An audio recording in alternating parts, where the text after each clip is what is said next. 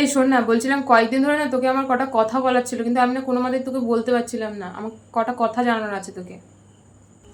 হ্যাঁ বল, কি বলবি, কি হয়েছে?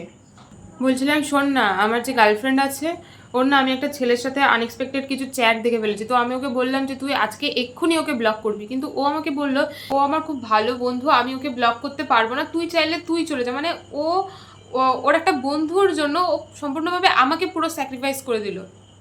তো তখনও আমি কিছু মনে করিনি, আমি জিনিসটা হালকাভাবে নিয়েছিলাম। আমি ভাবলাম যে হ্যাঁ ঠিক আছে, হয়তো খুব ভালো বন্ধু, সেই জন্য আমি জিনিসটাকে মেনে নিয়েছিলাম, অ্যাডজাস্ট করে নিয়েছিলাম। তারপর আরও কিছুদিন পর আমি দেখলাম আরেকটা ছেলের সাথে, ওর কাজের ওখানে আরেকটা ছেলের সাথে ওর কিছু আনএক্সপেক্টেড সিচুয়েশন তৈরি হয়ে গেছিলো, যেটা ও নিজেই আমাকে বলেছে। এবং সেটা মানে ও বলতে চাইলো যে ছেলেটা ওকে লাইক করতো, সেজন্য ছেলেটাই ওকে ইনসিস্ট করেছে ওই জিনিস, মানে ওইরকম একটা সিচুয়েশন হওয়ার জন্য।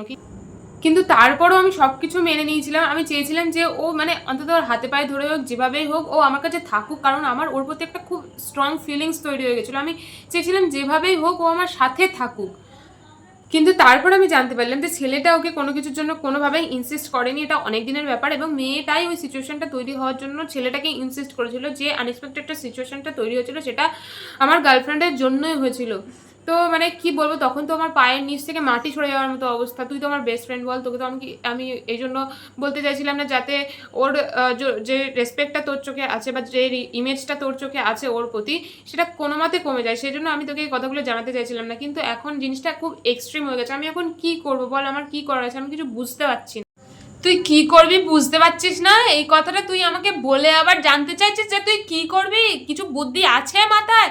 শালা শুয়ার, বেরো আগে এখান থেকে, বেরো বেরো, তুই আগে বেরো। আর যদি কোনোদিনও আমি তোকে ওর সাথে দেখেছি, তুই, তোর লজ্জা করে না? তোর এত বড় সাহস হয় কি করে, এত কিছুর পরও তুই এই ঘটনাগুলো আমাকে বলতে আসিস? তোর কমন সেন্স নেই কোনো? আর যদি কোনোদিন আমি তোকে ওর সাথে দেখেছি, উল্টো করে তোকে ঝোলাবো, আমি তোকে উল্টো করে ঝোলাবো, মনে থাকে জানো?